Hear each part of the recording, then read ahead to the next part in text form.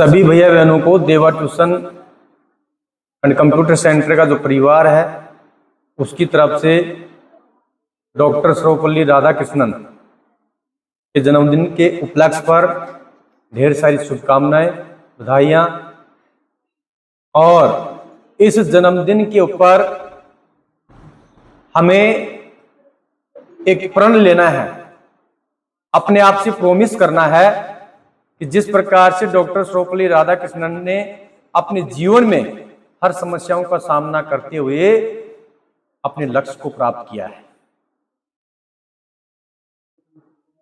ये जो जन्मदिन हम मनाते हैं, कभी डॉक्टर सर्वपल्ली राधाकृष्णन का, कभी महात्मा गांधी का, हमारी बात सुनिए, ये जन्मदिन इसीलिए मनाते हैं कि उन्होंने अपने जीवन में ऐसा कुछ कार्य किया है जिस कार्य की प्रेरणा आने वाली पीढ़ी के हर भावी नौजवान साथियों को मिल सके और वो उनके जीवन के परिचय से अपने जीवन में उसको उतार कर उस प्रकार के कार्यों को करने में सफल रहे। ऐसा इनका लक्ष्य रहता है। और मैं मानता हूं कि जब तक इंसान को याद किया जाता है, चाहे वो वर्तमान में धरती पे हो या नहीं हो, लेकिन जब तक इंसान को याद किया जाता है वो तब तक जिंदा है। इसलिए बोलते हैं कि फलाना अमर है ना, फौजी शहीद हो जाते हैं, अमर शहीद। क्यों? क्योंकि उनको आज तक हम याद कर रहे हैं। और याद किस लिए करते हैं? कर्मों की वजह से। अगर आपके कर्म अच्छे होंगे तो निश्चित रूप से आप आने वाली पीढ़ी के लिए प्रेरणा के स्रोत बन जाओगे, प्रेरणा लायक इंसान बन जाओगे कि हाँ, उस इंसान को देखो, उन्होंने अपने जीवन में किस प्रकार से कैसे कार्य किए हैं, आज उसका नाम आज भी हम याद कर रहे हैं। ऐसा क्या किया है डॉक्टर सर्वपल्ली राधाकृष्णन ने जिसकी वजह से आज हम उनको याद कर रहे हैं और उनके दिवस, उनके जन्म दिन को हम शिक्षक के रूप में मना रहे हैं, शिक्षक दिवस के रूप में मना रहे हैं। ऐसा क्या कार्य किया है? तो उन चीजों को हमें थोड़ा सा ध्यान रखना है।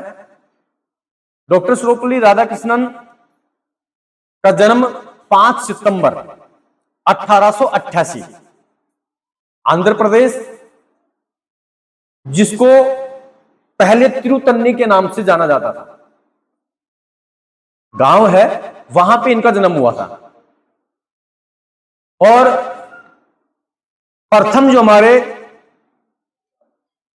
उपराष्ट्रपति और द्वितीय राष्ट्रपति 1962 में द्वितीय राष्ट्रपति बने और 5 साल का कार्यकाल, कहने का मतलब 1962 से लेकर के 1967 तक इनका कार्यकाल रहा।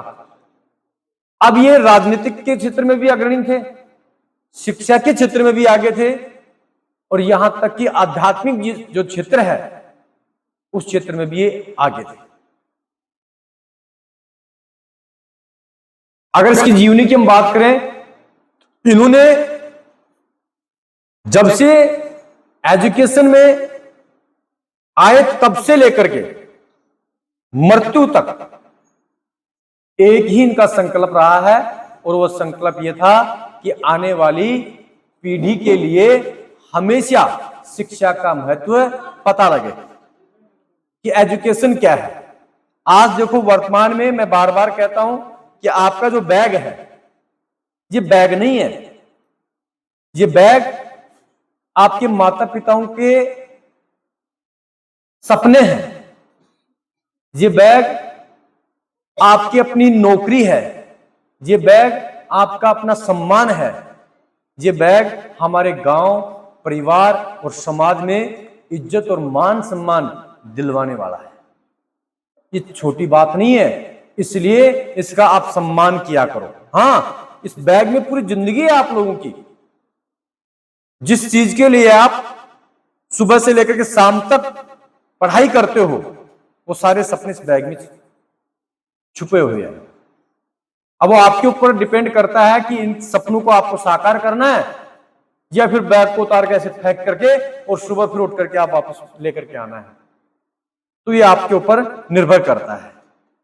देखो, एजुकेशन के पर्पस भी देखो, मैं अक्सर कहता हूं कि पढ़ाई बहुत कम हो जाएगी, कोई दिक्कत नहीं है, लेकिन अनुशासन, संस्कार और आपकी नियत, बोली भाषा ये बेहद जरूरी है।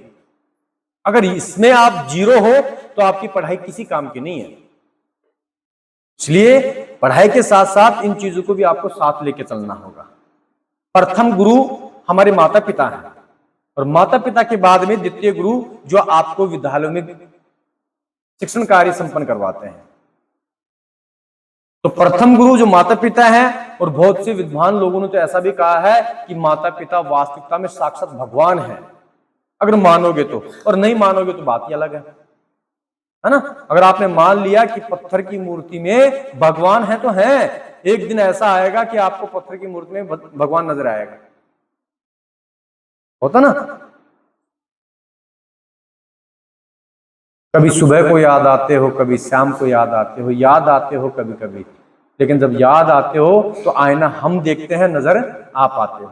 कहने का मतलब आईना जो है वो हमारी मूर्ति है। अगर उसमें आप भगवान देखोगे, माता पिताओं के चेहरों में भगवान देखोगे, तो निश्चित रूप से आपको एक दिन भगवान नजर आएंगे। आ रही क्या बात समझ में? आप बहुत ज्यादा डिप्रेशन में हो, टेंशन में हो, अगर आपको कहीं पर कोई हंसता मुस्कुराता हुआ व्यक्ति मिल जाए ऐसे, तो आप निश्चित रूप से ही हंसना शुरू कर दोगे, चाहे कितनी भी टेंशन में आप होगा ना ऐसा। हाँ, ये नकारात्मक, जैसे मान लो घर में 5 सदस्य हैं और 5 सदस्यों में कोई एक सदस्य ऐसे मुंह फुला के बैठा है, चाहे पुरुष हो या महिला हो, तो निश्चित रूप से जो 4 सदस्य बचे हैं ना, उनके चेहरे के ऊपर भी क्या हो जाएगी?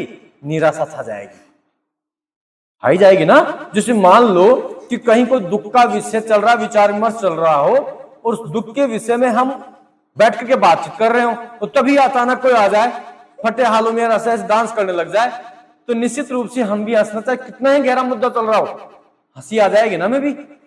और एक, जैसे मान लो आप हंस रहे हो, खेल रहे हो, और तभी अचानक कोई रोता हुआ इंसान हमारे पास में आ जाए, तो हमारी हंसी तुरंत बंद हो जाएगी ना, कि पता नहीं कौन सी क्या गंभीर समस्या है, क्यों रोता हुआ आया है। तो निश्चित रूप से नकारात्मक शक्तियां हमारे घर में उत्पन्न होती हैं, सकारात्मक और नकारात्मक।